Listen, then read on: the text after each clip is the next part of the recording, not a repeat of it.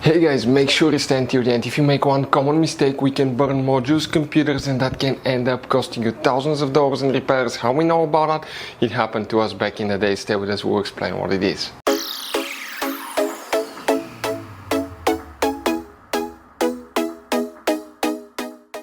Hey guys, welcome back to World Mechanics. Thank you guys for watching and subscribing to the channel. Today will be super quick video for a simple problem that most people overlook. If you have problems with power steering, guys, having warning, power steering not working, we're talking about Dodge Jeep Chrysler vehicles. Why we share all these three vehicles? They're built by the same company, Stellantis, so they share their design, platforms, parts, multiple components, how things work. So if you have problems with the power steering, do not buy new rack and pinion, new power steering until you watch that video, because it could be super simple fix, and we've seen people spend thousands of dollars trying to fix something that's not broken. We will explain what it is. So before we start, let us tell you guys a little bit about us. Every single car we get here at the garage, we try to make at least 200 to 300 free repair videos. Why we guys do all that? Because our mission in the shop is to save you as much money as we can. All we need in return, please subscribe to the channel, like the video, that way we can keep making these free videos. We take them completely apart. We fix engines, transmissions, engine codes, fuses, relays. Guys, you can find information about almost anything you can think of. And we have more than 15,000 free repair videos on our YouTube channel that can save you thousands of dollars in future repairs. So let's go ahead and start on it now. So guys, this new Dodge Jeep Chrysler vehicles, guys, any newer vehicle practically nowadays uses many modules and computers. Okay, those are little bitty control units that correspond to each other, usually through CAN bus systems, and they need really good amount of stable voltage and electricity.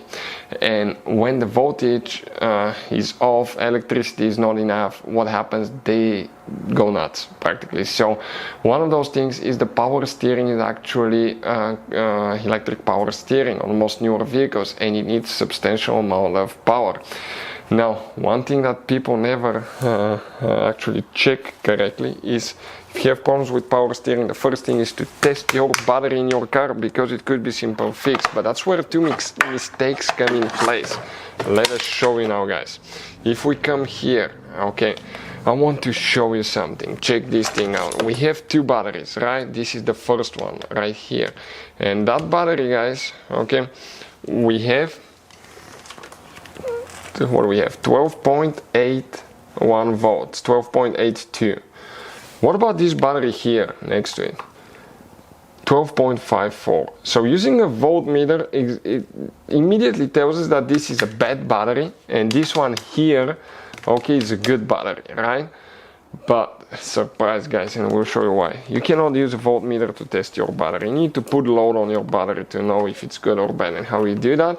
You use a battery tester. We'll put the information in the video where you can get one from. That way you do not waste money and time. It says 12.84 volts in the battery. Voltmeter said 12.82, so pretty close, right? Now, this one is completely charged AGM flat cell battery, and this one is 800 cold cranking amps. And if we do the test, even though it's at 12.84 volts, check this thing out. Now we have 160 amps out of 800. State of health only 3%. This battery is shot, guys. It will start your car most likely on a warm day, but it can give you all kind of troubles, and one of those is the power steering. On the other side, if we check the other battery, good thing it has the terminal protection on that battery tester, it's really good. This one is 12.58, and if we test this one now, it's been sitting actually in the vehicle with open doors for a while, but if we test it, this one is rated at 900 cold cranking amps. It's AGM battery, so it's a good quality battery. Usually they last longer. And if we test it, even though it's lower voltage, it has 950 amps out of 900, so that's a good battery, state of health 100%. It's better than new practically, guys. The rating is higher than what it came out of the store. I mean, the other one is considered minimum rating. So in other cases, you're going to have really easy battery to detect that it's bad. In that case, oh, check this thing out, 10.58 volts. And here, okay, if we test that battery, it's charged. We drove the vehicle for a really long time. It's just regular flooded battery that is rated at 730 amps. We're going to adjust that here now. And if we test here, check this thing out, guys. Okay, what do we have now? This one, 275 out of 730, replace state of health 58%. That battery is terrible, guys. It will give you all kind of troubles. One of them is most likely, guys, power steering troubles. Now here I want to show you something common mistake people make. They don't know which battery terminal to disconnect or reconnect first, and if you do it the wrong way, you can burn many modules, computers, car computer, things that can cost you thousands of dollars to repair. So we'll put a link to a video in the description of the video below, guys, that will teach you which battery terminal to disconnect and reconnect first.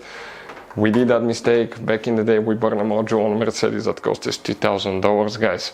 Hopefully the video will be helpful. Thank you for watching. See you next time.